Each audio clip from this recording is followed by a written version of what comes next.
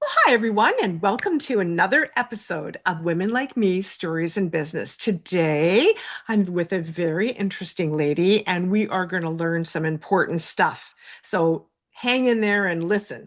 So today, I am joined by Kathy Robinson. She's the founder of Athena Wellness. She's also an author and a coach.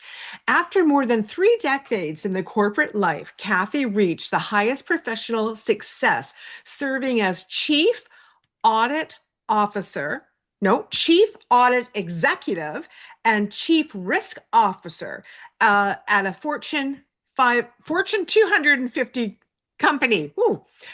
From the outside, it looked like she had made it, but the title was there, the success was there, and the security was there. But inside, Kathy had a knowing, and she knew that she was finished with that chapter of her life.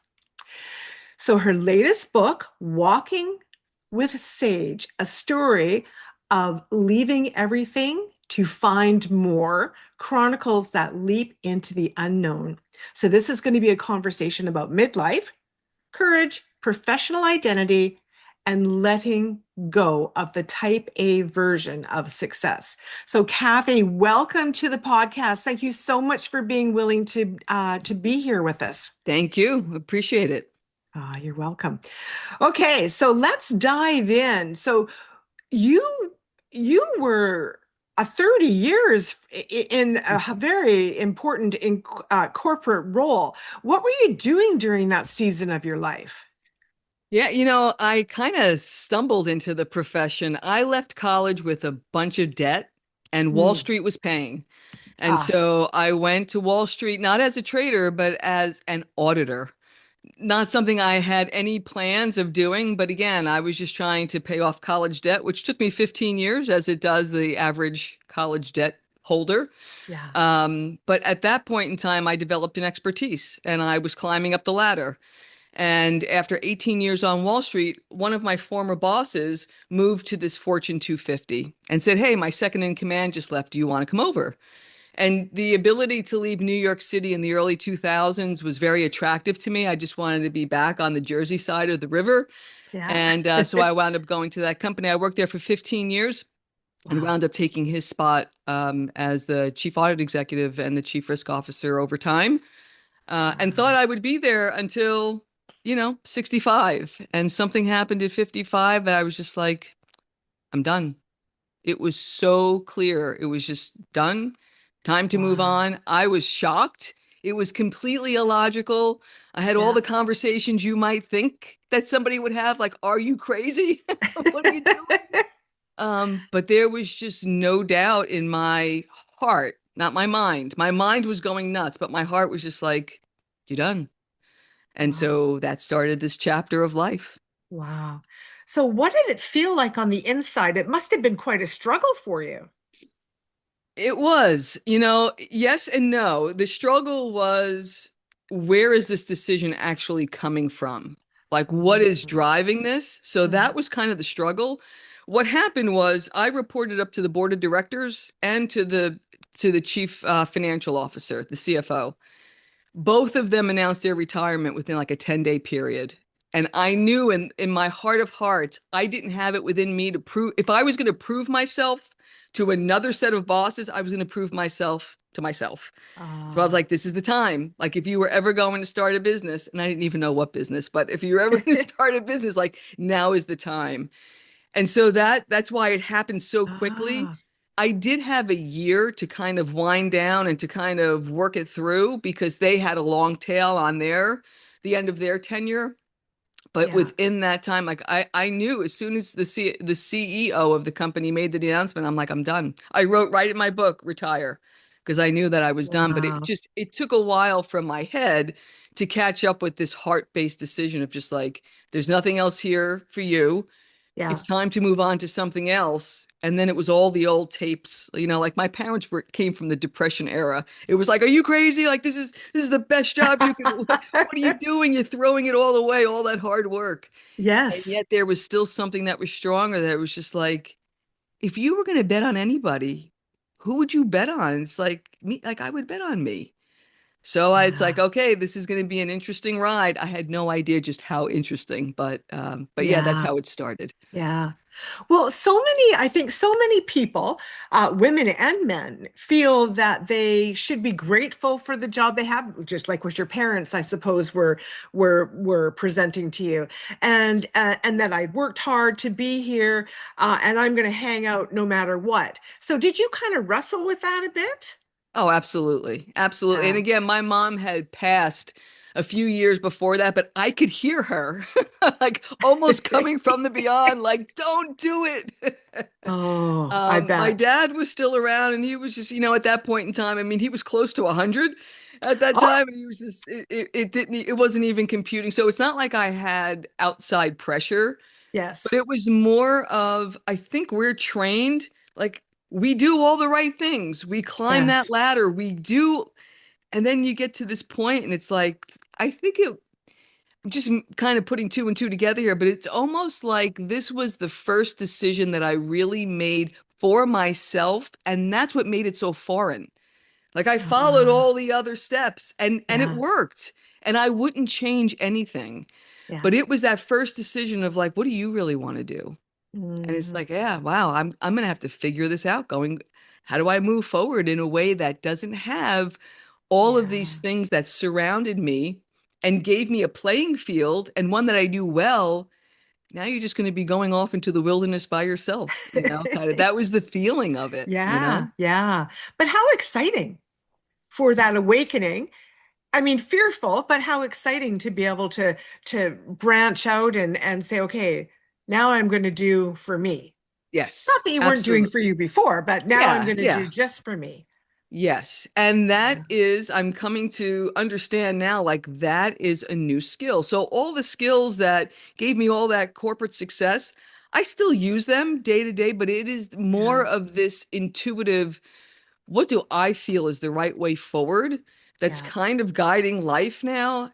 It's just a different way of living. And I think that's what I was really desiring of, I know how to live in this way.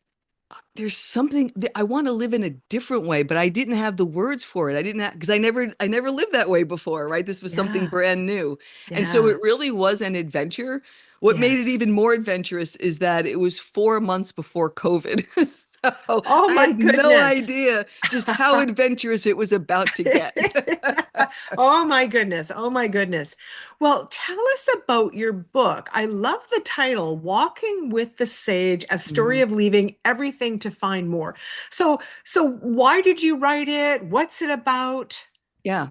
So I wrote my first book was called The Athena Principles, and it was about getting credibility in a new field. I had just gone into the wellness field. I felt like I needed to codify my methodology, how I was coaching people, very different experience. This Yeah. one is more, a reviewer called it a true to life parable or a true to life fable. So basically, it is real life experience. There's germs of that real life experience, every scene, but I had to condense it to make it a story. So I can't call it a memoir, although there's a Ah, lot of real life experiences in there.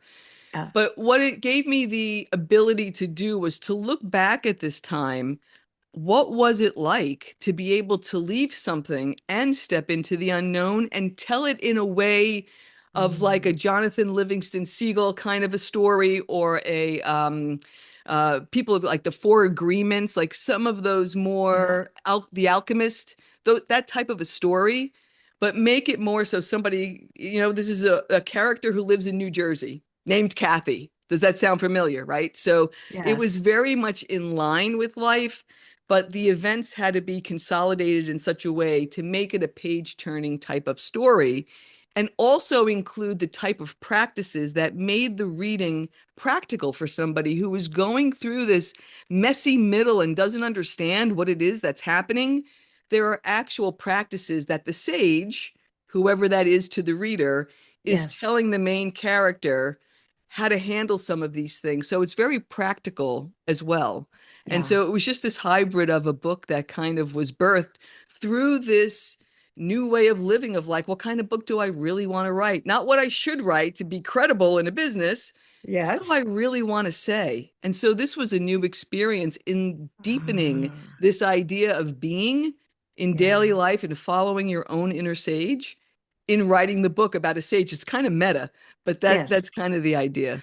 I love what you said about, never mind what should I write, but what do I feel that I want to write? And I Right. think so often we do what we should. All day long, we're doing shoulds, should, and we forget about how we feel. Yeah. So what did you find that you could not have found if you'd stayed in that position? Yeah, I think it would have been much more of the same. So I think, you Mm, get to a point in your career where you're repeating, like you're still going up and you're still doing things and there's still engagement, yes. but there's not a lot of new, although I know the world has changed dramatically, the business world in the last 7 years. So there would Yeah. have been change. But as far as my own personal internal growth learning, I was kind of at the top of that level. I didn't want Yes. to go any higher, I mean, I reached the top of the profession. There really wasn't any more headroom up there. So I think what I've learned in the interim is I am living much more in line with my own rhythms and my own Yeah. seasons. And I'll tell you, I'm still very much like, give me a plan and I'll execute it. So, like writing the book, Yeah. great. I have my plan, I have my outline, I have my schedule. I can do that. Now, like talking about it and giving it breath and letting it find its way into the world, that's a different season. That's a different Yes. skill set. It's a different way of letting it be and letting it Yes. find its way, not pushing it.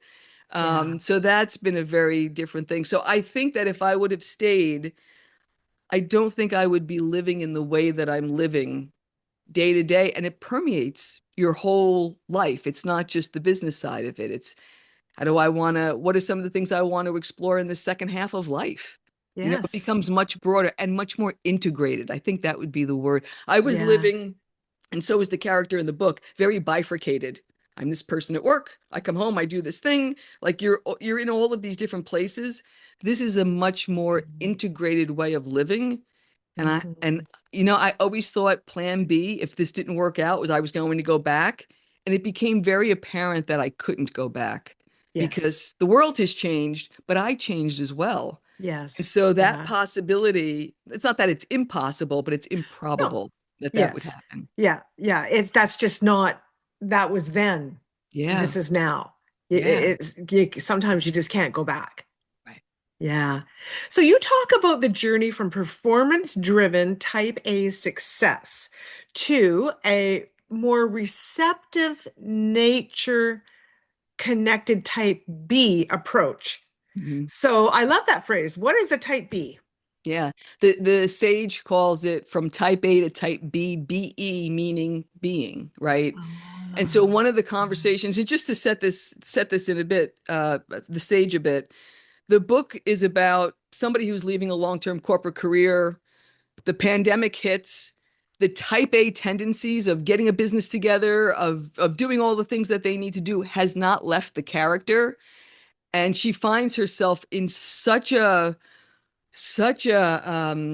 much anxiety that she takes to the trail. So this is during the pandemic, everything's closed down, but there are trails behind her house. So she goes out and she starts taking these long walks. And on one particular day, she's just beside herself and she just says, "What am I going to do?" And she hears a voice saying, "Well, you don't have to do anything." And so begins this conversation with some people see it as an ancestor, some people see it as a higher self, some people see it as a future self. You yeah, can make this voice whatever you want it to be, this inner yeah, knowing, but it's yeah, this dialogue that goes on. And in one of the conversations, in one of these walks, the sage gives an example of, you're picture yourself on this beautiful sailboat. All the people you love are there. It's a beautiful day. Your tendency, she tells the character, Kathy, is to jump in and push that sailboat. When mm, you don't realize you can start the engine, you can lift a sail, you can just drift, you can drop anchor, you can go to a harbor, but your tendency is to push the sailboat. And that becomes this theme of like, are you pushing the sailboat or are you being more um, in line with your own nature? and Mm. having the faith in yourself that in those times of lulls, it's just part of the process. And I think Yeah. that's the hardest thing for us. And I say us collectively as Yes. driven, women, Yes. of being comfortable.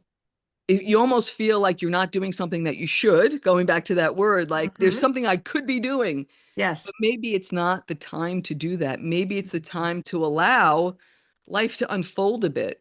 Like there'll Yeah. be time to jump back in, but not right now. And Yes. learning that your own inner seasonality of what that means for you, and it's different for everybody. Yeah. Yeah. Well, for women who've spent years achieving, producing, um, proving, we're all out there proving and taking care of everyone else, why can being feel so uncomfortable to us? Yeah, it's a great word. It is uncomfortable, right? Because we're not used to it, Hmm. because that's not how we're taught, Yeah. because we think if we're not doing something that we're being lazy, that we're letting opportunities go by.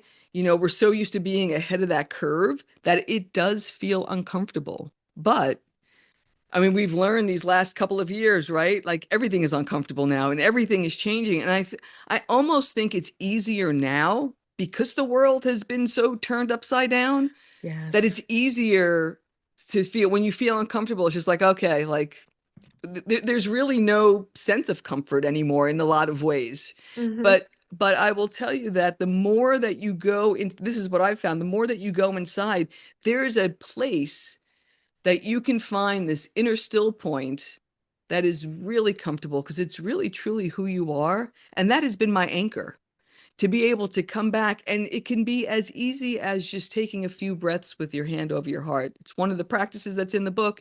It's one of the practices that I have on my website. There are a few things that you can do to just connect with. You may not hear anything, you may not get a sense of inner knowing, but when you feel that sense of peace and that sense of calm, that's a real good sign that you're in that place.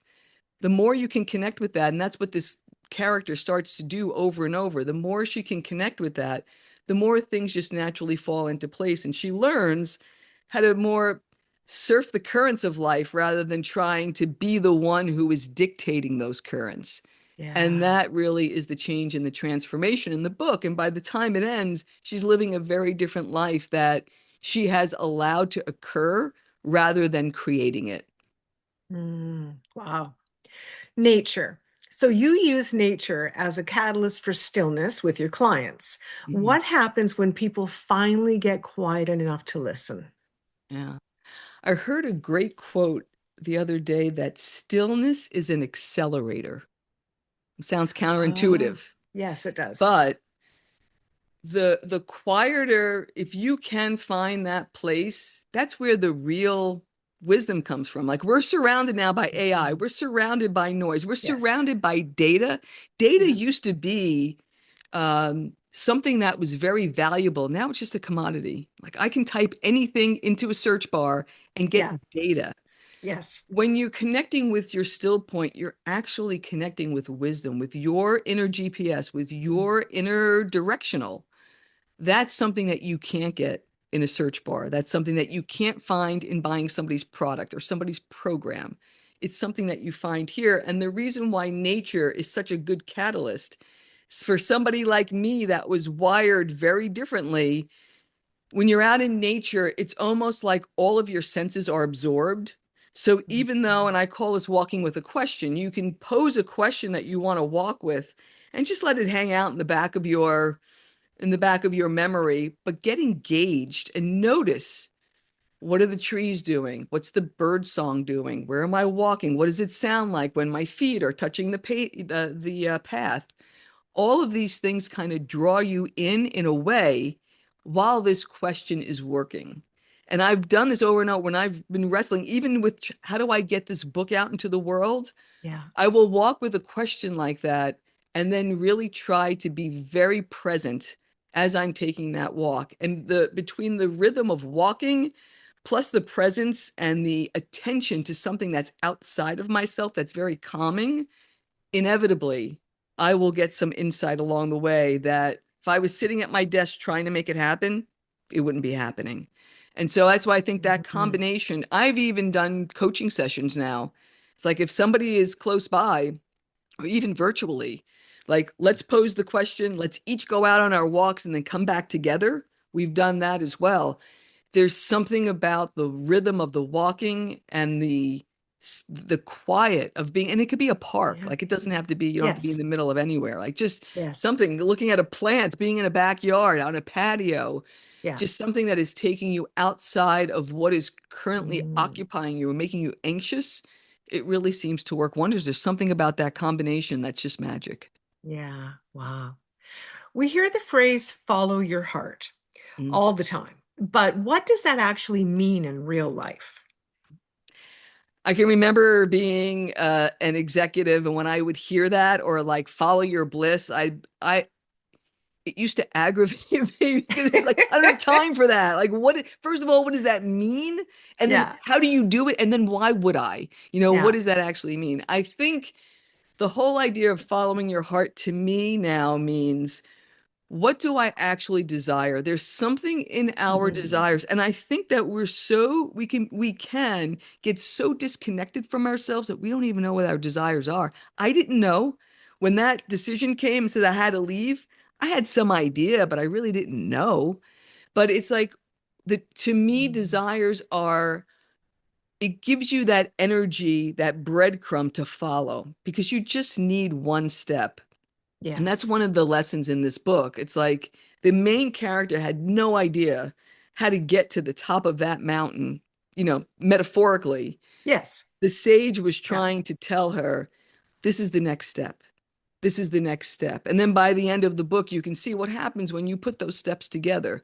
So to me, that's what following your heart really Mm. is, to be able to not be you're less concerned about what is expected and more concerned about what's really pulling you forward, and it happens in tiny little glimpses.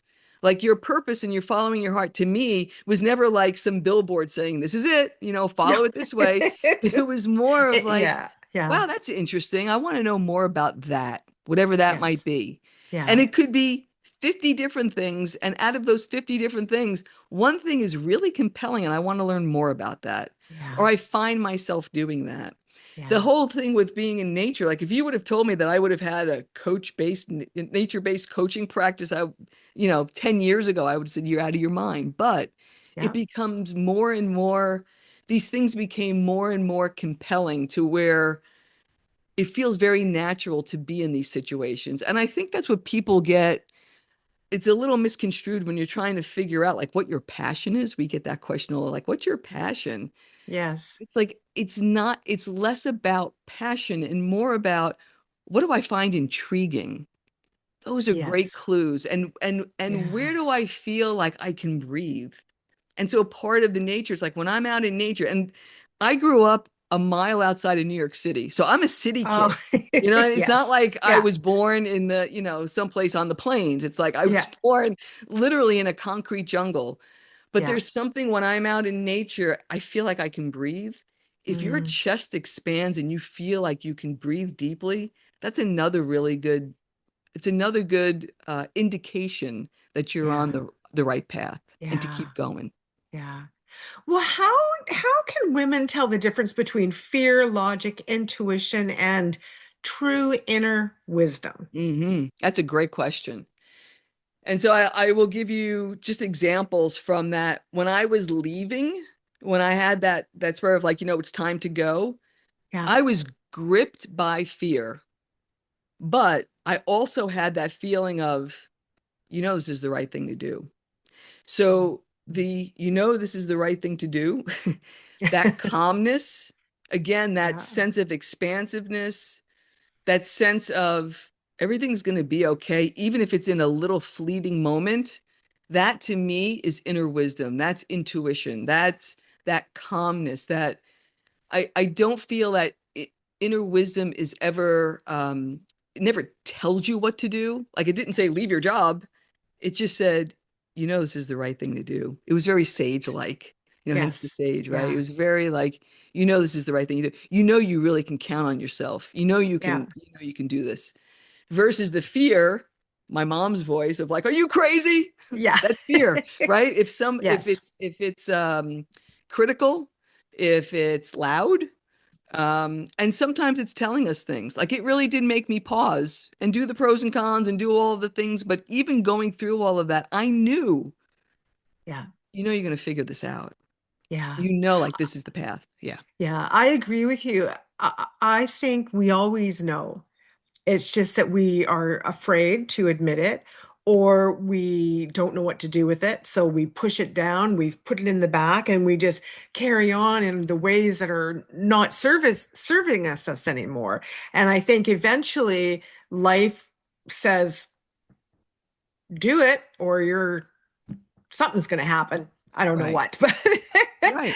but Yeah. yeah, emotionally, physically, for myself, I burnt out on a 30-year career, and I Mm-hmm. knew, I knew I needed to, but it was hard, of course. 30 Mm-hmm. years, right? It's Mm-hmm. a long Sure. time to make a shift, and but I knew, and I did it, and it was the best thing in the Mm-hmm. world I could have ever Mm-hmm. done for myself. At the time, did it feel like the best thing? No, Yeah. no, And that's no, usually but the way it goes. yes, but when it comes to health, Yeah. there comes a point, I think, for a lot of us where like, I remember going through and thinking, like, at least 7 or 8 years before I actually fully hit burnout, that okay, I need to do something, but I didn't know what. And that's what stopped me, because I thought, well, I've been in sales for 30 years. What the heck am I going to do? Like, how do I replace my income? What am I going to do? And so you just carry on, because you don't really know what to do. And then I think what happens is the universe then says, okay, well, you're really done now, so you better figure it out. Yeah. Yeah, Yeah. exactly. And I agree with you. I think those whispers are Yes. there. Yes. And actually for me the whispers were, well, what do you want to do in your second chapter? So I was thinking about it, but I thought it was 10 years away, not immediate. Yeah. That was the difference. So while some of the thought process was there, again, that inner knowing, Yeah. I didn't think it was going to happen so quickly. But you just gave a Mm. great example of like the voice of how am I going to replace my income? What am I? That's the fear, right? That's not Yeah. intuition. Where Right. your Yes. intuition was, I got to do something different. Yes. Yeah. Yeah. Yeah. So tell us about the people you help. What is it that you're doing today? Yeah, well, it's morphed over time. When I left, I thought I was going to be keeping executives well, the way I kept myself well for all of Yeah. those years, right? So Yeah. wrote the book, I was doing webinars, all of these different things. Going through this process, what I didn't anticipate, the risk manager that I was, the risk I missed was Yeah. there is a grieving process that happens when you leave, even when Mm. you don't fully identify with a particular corporate identity. So Mhm. it's not like I was, a salesperson, like I do sales. I would tell people I'm a chief audit executive and they'd go, like, what is Okay. that? Like they had no idea. Yeah, exactly. So Yeah. it's not like I was the chief audit. Nobody knew what it was. Right. So I didn't anticipate that. And that's part of what drove the character and myself out on those trails of like, everything is falling apart. Like nothing seemed to make sense. None of the pieces fit anymore. Like I really was in, the character calls it the goo. Like I was in the goo. Like, what is this thing that I'm disintegrating into? Didn't expect that. So coming out of that, I think, it brings you to a new way of being. Yeah. And so now I help people with transition of no matter what it is. Some people have Yeah. read the book. One woman in England said, I'm a mom who suffered from postpartum depression. And I saw myself in this book. I was like, really? Never did I think that that would be a possibility. So Yeah. anybody who's going through a life transition who doesn't recognize themselves as they're going through this, those are the Hmm. folks that I help. Yeah. Interestingly enough, I thought I was going to be helping women going through midlife transition. I Yes. have a lot of men from Wall Street who feel very comfortable talking to me since I've had some of that experience, Yes. trying to figure out what to do next. And what's so exciting about this work now is that we need a new paradigm for what, like midlife, we used to think was like, well, it's 40 to 55, but now people are living. My dad lived almost to 102. Yes, So that yes, being the case, I have like 40 years ahead of me. So am I yes, not midlife anymore? Like, what is midlife? Maybe we need a yes. midlife chapter two or something like that. But, Yes. I feel like I'm helping people. I'm modeling a new paradigm for healthy aging. Yeah. Who do you want to Yeah. be? How active do you want to be when you're 90, 95 years old? Let's retrofit that. Let's make some of those decisions now. Yeah. Because the Yeah. days of sitting in a rocker on a back porch at Or 65, no gone. more. Yeah, Yeah. exactly. But Yeah. we have no model saying, well, this is what you can do. So Yes. let's create that. So that's Yeah. the work that I'm doing now. Yeah. I love what you said that you're helping men as well, because I think that men, I mean, certainly we identify with our careers and our positions, but I think that men really identify. Yeah. And I think it's a struggle for both men and women to leave those careers, but I think that it can be even more difficult for men. Yeah, and more prone to depression from what I'm seeing. Like if there Yeah. really isn't a second chapter defined, because a lot of people Yes. who are leaving are, well, I'll volunteer, I'll do. Part of my coaching is let's do a little sabbatical. Yeah. Let's come Oh, up with a period of time, even if it's one day a week. yeah. Let's make believe on that day you have no other responsibilities. How are you going to spend that day? Like actually do it. And I think in working with folks and doing some of these exercises, they're like, you know what? I thought I was going to retire. These people in their 70s. Yeah. I want to do the part of my work that I love, whatever that Oh, core was. And I yeah. want all the admin. I don't want to do any of that stuff anymore, but I want this core piece because this is the piece I love. This is why I started in this profession. And so Yeah. that's been really exciting to see too. It's like, I think we're going to have a lot of people in their 60s, 70s, and 80s who are still doing their thing in their own way, Yes. mentoring and doing but Yeah. certainly not sitting idle like that. No. But we have to keep our bodies healthy in order Yes. to be able to do that, which is Yeah. why this holistic mind, body, spirit approach is so Yeah. important. So, what does wellness mean to you now compared to what it may have meant earlier in your life? Yeah, so early in my life, it was metrics, right? How far did I Mm. run? What did I lift? All of that Yeah, great stuff. I'm yeah. still very active. I just became a CrossFit trainer. I just got Oh, certified in that. So I love CrossFit. I still run. I'm a Sierra Club hiking leader, so I'm still very active, but I yeah, don't track. Like I'll track my activity that I did it, but yeah. not how fast I went or any of that other stuff that becomes it's not about that anymore. It's more about the consistency. Yes. But to answer your question, so going from wellness metrics, now I think wellness more as wholehearted living. And Mm, for me, that means doing the things that light me up with the people I love, like being healthy enough to be able to do that. yeah. That's what this is for as long as I can. Like Yes. living in that way, that's what wellness is to me. Yeah. Yeah. So, what are some simple practices? Majority of my audience is women. So, what do you think some simple practices for women can use to reconnect to their inner wisdom? Yeah. So in when I was busiest, my busiest executive moments when I was flying around all around the world, I used to do this because I was so stressed out. In the morning, I would set my timer for 5 minutes, fall back into bed. This is like 4 o'clock in the morning, right? Fall back to bed, my hand over my heart, and just say for the next 5 minutes, nobody needs me. I don't need to make a decision. I'm just in this place. Some days I would fall back to sleep. Some days I would just be like, there's nothing to do for 5 minutes. Like, just, it was like a luxury. Yeah. If you do that consistently, and again, this is in bed, right? So Yeah. this doesn't even take a lot of time. But Yeah. what I found was I wanted more time in that place. So this is 5 years before I ever retired, right? This is just, I'm on airplanes, I'm doing all of these things. Yeah. But 5 minutes, no matter where I was, like, oh, this is my fight. It was my reclamation. And I Yes. think that that's what expanded to where like that's what life is now.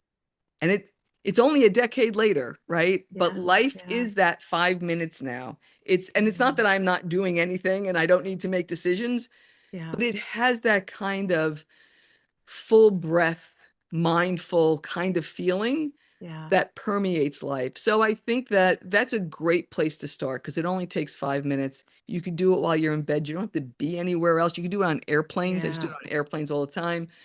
But just start there. Another thing to do is sometimes it's addition by subtraction. So sometimes it's something that you stop doing.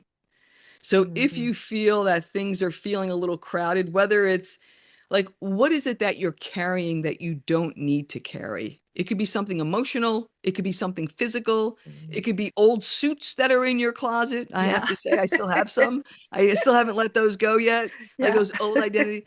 But what are some things that you can just shed? Sometimes letting things go just Mhm. opens up the energy. And that's Yeah. something simple. Like you don't have to declutter your whole house. You can do one No. little corner someplace, but just that reminder of like, oh, like there's this one area that's just simple and orderly. And again, that has a tendency to grow if you Yeah. put your attention there. Yeah. Yeah, I think I love that, waking up in the morning and just saying I'm going to spend that 5 minutes just with me, nothing else coming in. Yes, we all know we have all those things to do today, but just taking that 5 minutes of peace because we don't get much of that. Right. Right. Yeah. So for women that are listening, if they're standing on the edge of that big life change, what are you wanting them to know? What do you want to tell her? That it's not going to come in some complete, like the way forward doesn't happen in one complete download. It's very unusual when you just Yeah. get this insight of like, oh, this is the way forward. Yes. Following that energy, that little energetic breadcrumb of like, you know what, I'm going to try this. So I would say to definitely to try whatever it is that you're finding compelling. Hmm. But something that just popped into mind was there's a line from a David White poem where he says that anyone or anything that doesn't bring you alive is too small for you. I think in this time of Mm. our lives, we tend to box ourselves into the way things always were. Hmm. And I would just really advise women to just, what does it feel like to step outside of that in some way? I found that when I got into my 50s, it almost felt like a second adolescence. It felt very rebellious. I felt like Yeah. like very Jersey, like I'm going to do it my way, Yeah. like very Frank Sinatra. Yeah. But that feeling of just like I could do whatever I want. Yeah. Getting into my 60s, it almost feels like the goalpost is a little closer. Like Yes. you're making decisions based on how much time do I have left? And Yeah. that makes, in a strange way, it makes decision making much easier of like, do I really want to spend my time doing that? Like time is precious. You get that feeling of like, there's 50 things I can do. What's really going to make me feel alive? What is it that I really want to Yeah. do? And Yeah. that's a really nice way to be able to live life of like making decisions based on what's going to light me up. What is it that I truly want to do? And that's what Yeah. I would suggest, just to start to play with that. It Yeah. doesn't come all at once, but it will come over time if you just try and play. Yeah.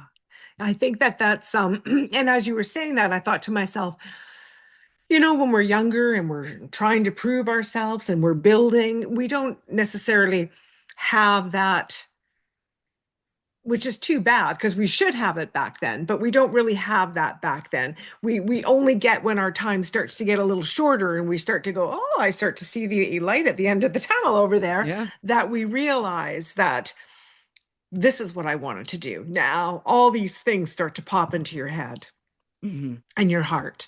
Yeah. And Hmm. now's the time. And Yeah. now's the time.